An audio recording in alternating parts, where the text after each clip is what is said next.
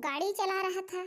पीछे बैठे दोस्तों को कार के शीशे से कुछ भी दिखाई नहीं दे रहा था। सब हैरान थे कि कुछ नहीं दिख रहा, फिर भी सोनू कैसे गाड़ी चला ले रहा है। दोस्त बोले, भाई आप तो बड़े अच्छे ड्राइवर हो, कुछ नहीं दिख रहा फिर भी बढ़िया चला ले रहे हो। सोनू बोला, भाई क्या है ना, मेरा चश्मा बार बार खो जाता है इसलिए। दोस्त बोले, मतलब?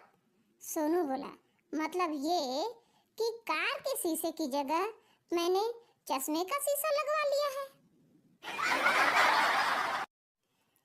टीचर क्लास में पढ़ा रही थी। टीचर बोली, मैं तुमसे एक सवाल पूछती हूँ, सोच समझकर जवाब देना। बच्चे बोले, ठीक है। टीचर बोली, बताओ ऐसा कौन सा पान है जिसे खाया नहीं जा सकता? पप्पू पेट पकड़कर जोर जोर से हंसने लगा। टीचर बोली, इतनी हंसी क्यों आ रही है? पप्पू बोला, मैडम आपने सवाल ही ऐसा पूछा है, इसका उत्तर है जापान। एक खूबसूरत सुंदर लड़की ब्याह कर ससुराल आई। सास बोली, बेटी मैं तुम्हारी माँ जैसी हूँ। लड़की बोली, और ससुर जी क्या हैं? सास बोली, वो भी तुम्हारे पापा जैसे हैं। लड़की बोली, ठीक है माँ, फिर आज से मैं आपके बेटा को भैया बोलूंगी।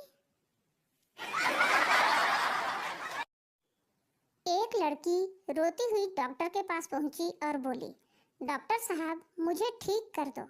डॉक्टर बोले, क्या हुआ है तुम्हें? लड़की बोली, मैं 25 साल की हो गई पर मेरे बच्चे नहीं हुए। डॉक्टर बोले, शादी को कितने साल हुए हैं? लड़की बोली, अभी शादी नहीं हुई। डॉक्टर बोले, तो मैडम पहले शादी तो कर लो। लड़की रोते हुए बोली, मेरा मोबाइल चोरी हो गया। लड़का बोला, किसने चुराया, उसे पकड़ा नहीं? लड़की बोली, जो लोग चोरी करते हैं उन्हें जीवन भर पछताना पड़ता है। लड़का बोला, सही कहा, मैंने 4 साल पहले तेरा दिल चोरी किया था, अब तक पछता रहा हूँ। पत्नी अपने पति से बोली, कोई तमीज बची है आप में? पति बोले, क्यों, क्या हुआ? पत्नी बोली, मेरा भाई आपके घर आया है, खाना वाना नहीं पूछोगे क्या?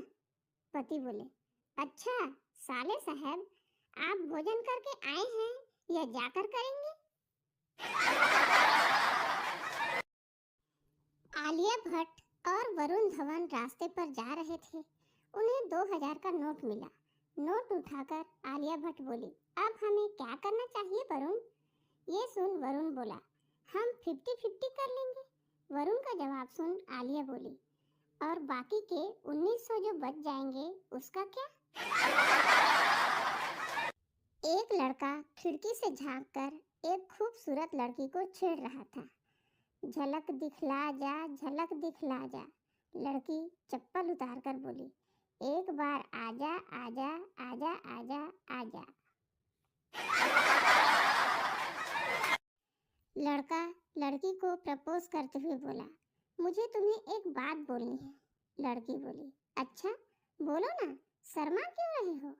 लड़का बोला, मेरे साथ चाय पर चलोगी? लड़की बोली, अरे नहीं रे बाबा, चाय तो गर्म होती है, पैर जल जाएंगे तो।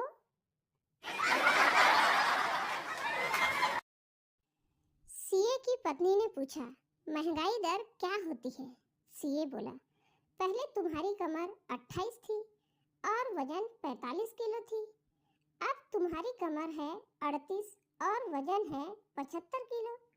अब तुम्हारे पास सब कुछ पहले से ज्यादा है, फिर भी वैल्यू कम है, यही महंगाई दर है। सोनू बोला मोनू से, यार जब कोई सुबह सुबह आवाज लगाने से भी ना उठे तो उसको उठाने का एक नया तरीका लाया गया है। उसके कान में जाकर धीरे से कह दो, तेरे पापा तेरा मोबाइल चेक कर रहे हैं। सोनू फ्लाइट में पायलट का हेडफोन छीन रहा था। पायलट बोला, ये क्या कर रहे हो आप? सोनू बोला, अच्छा जी, टिकट हम लें और गाने तुम सुनो। चलो निकालो हेडफोन। पत्नी बोली, कहाँ गए थे, इतनी देर हो गई, तुम्हारा फोन भी नहीं मिल रहा। पति बोले, वो तो मैं साथ लेकर गया था, तुम्हें कैसे मिलता। पत्नी गुस्से में बोली, मैं कॉल की बात कर रही हूँ। जिंदगी की मुसीबतें उन स्टूडेंट का रास्ता कभी नहीं रोक सकती जो बचपन में पेंसिल छोटी हो जाने पर उसके पीछे पेन का ढक्कन लगाकर उसे फिर से पकड़ने लायक बना लेते थे। पति ने पत्नी का हालचाल जानने के लिए मैसेज टाइप किया, कैसा है सिर दर्द, लेकिन गलती से टाइप हो गया, कैसी हो सिर दर्द। ऑफिस से निकले पति को 4 घंटे हो गए हैं, लेकिन घर जाने की हिम्मत नहीं हो रही है। सोनू बोला मोनू से, यार वो बोलती है तुम मेरी फीलिंग नहीं समझते। फीलिंग तो दूर, मुझे खुद की हैंडराइटिंग ही समझ में नहीं आती। क्या आप जानते हैं लड़कों के मुकाबले लड़कियों के गोरा होने की वजह ये है रात दिन बर्तन मांजना और पोछा लगाना।